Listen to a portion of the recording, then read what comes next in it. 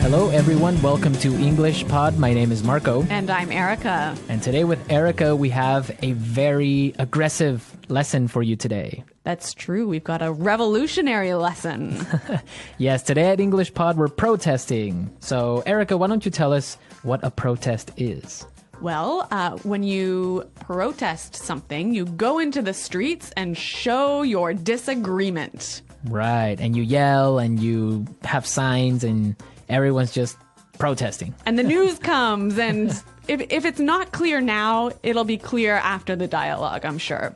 Definitely, definitely. So why don't we start with our vocabulary preview? Vocabulary preview. We have two words in our vocabulary preview today. The first is bankrupt. Bankrupt. Bankrupt. Bankrupt. So if a company goes bankrupt, what happens? It means the company doesn't have any more money. So it can't pay salaries. It can't pay Can't anything. pay its bills, yeah. So basically, if it's bankrupt, it's probably going to close. Exactly.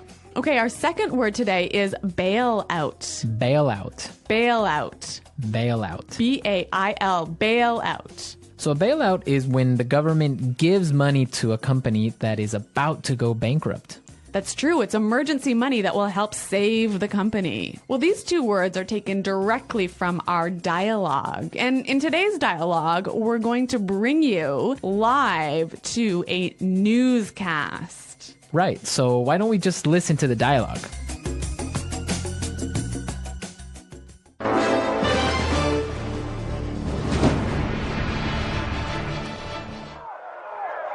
This is Action 5 News reporter Sarah O'Connell reporting live from Washington, D.C., where a protest has broken out. Thousands of angry citizens are protesting against the proposed bailout of the auto manufacturing industry. Sir, Sarah O'Connell, Channel 5 News, can you tell us what's happening? Yeah, we're here because we feel this is an injustice. The financial irresponsibility of big business has to stop. We're here to show the government that we don't like the way they're spending our tax dollars. Sir, but what exactly is making everyone so angry? It's an absolute outrage, Sarah. The U.S. government wants to give $25 billion of taxpayers' money to the auto industry. These are companies that have been mismanaged and are now nearly bankrupt. I see. But many supporters of the bailout argue that it could help save the jobs of millions of hardworking Americans. That may be true, and I, for one, don't want to see anyone lose their job. But how can these CEOs ask for a bailout when they're making millions of dollars? And then they have the nerve to fly to Washington in private jets. This costs hundreds of thousands of dollars. They're asking for money. That is just not right. Good point. This is Sarah O'Connell reporting live from Washington, D.C. Back to you, Tom.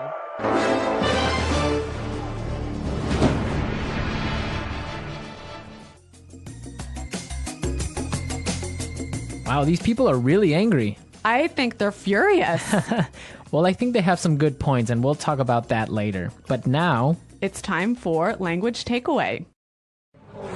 Language takeaway. Yeah, there was some great language in this dialogue. A lot of language we use to express our anger. right. And one of those words, and the first one for language takeaway, is injustice. Injustice. Injustice. An injustice. So an injustice is something that isn't fair. It's totally unfair. It's unfair, yeah. This is an injustice. Let's look at our second word, outrage. Outrage. Outrage. An outrage. So Erica, why don't you give us an example on how you would use outrage? There's no more coffee. This is an outrage. Yeah, there we go. That's an outrage. Okay, Let's go to our next word now. breakout. Break out. Break out. Break out. So we have some great examples on how we use breakout, so let's listen. Example 1. War is broken out in Antarctica as countries of the world fight for control of the icy continent. Example 2. Officials are warning that fighting could break out in the border regions.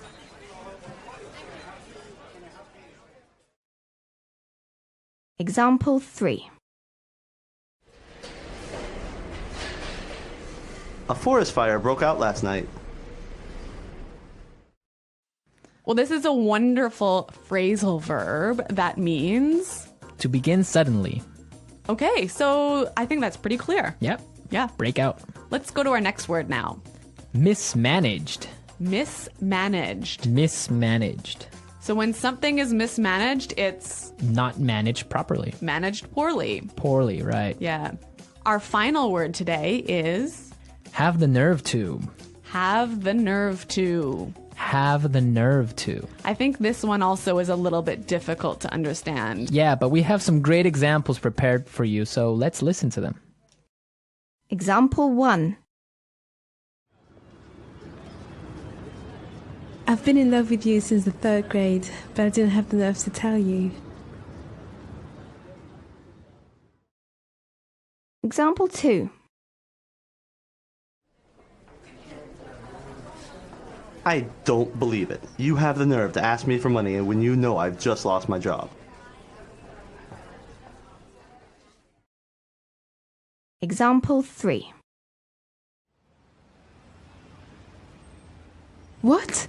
You have the nerve to bring your new girlfriend to visit my mother.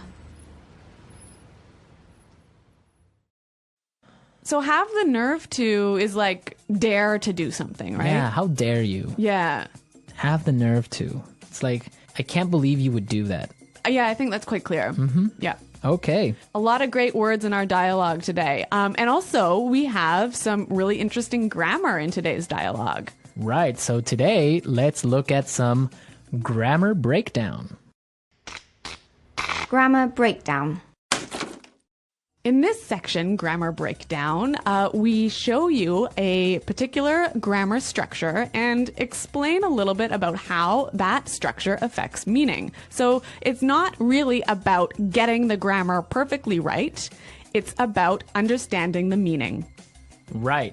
And in today's lesson, we saw some really great examples on how we use the present perfect tense.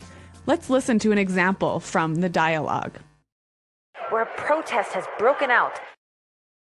Where a protest has broken out. See the verb here, break out, like a protest has broken out, happened in the past, right? Right?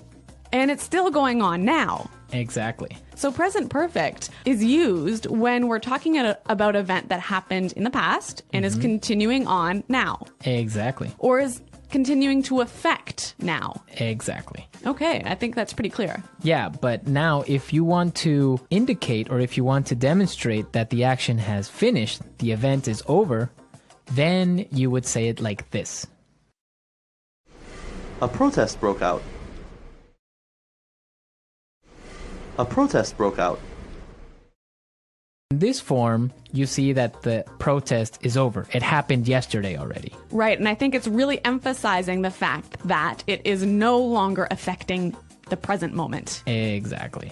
So remember the difference between present perfect and simple past. Now, if you want to know more about these tenses, present perfect and simple past, be sure to go to our website at englishpod.com. In the grammar section, you can find some more great examples and a really clear explanation on how these tenses are formed. But now we are ready to listen to our dialogue a second time.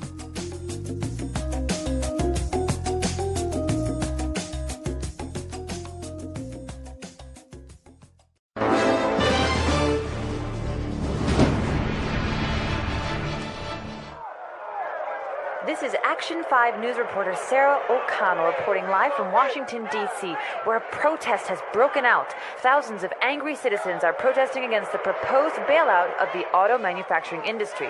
Sir, Sarah O'Connell, Channel 5 News, can you tell us what's happening? Yeah, we're here because we feel this is an injustice. The financial irresponsibility of big business has to stop. We're here to show the government that we don't like the way they're spending our tax dollars.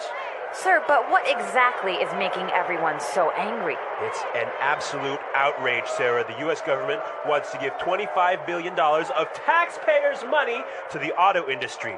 These are companies that have been mismanaged and are now nearly bankrupt. I see.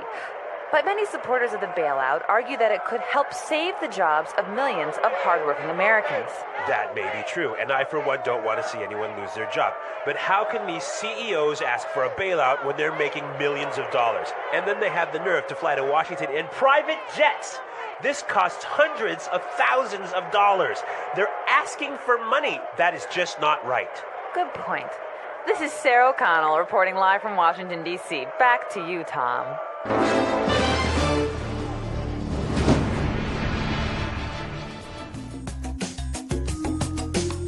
Okay, Erica, so what do you think about this situation? About the bailout of the auto industry. Yes. I think it's a bad idea. Why? There's so many reasons. I mean, I don't think it's fair for us as taxpayers. Well, I guess I'm not really an American taxpayer, but I don't think it's fair for the taxpayers to have to pay for the mismanagement of these companies. I mean, they've got so much debt. They've produced cars that nobody really wants to buy, and now they're in trouble, and it's not our money that should be spent on saving them.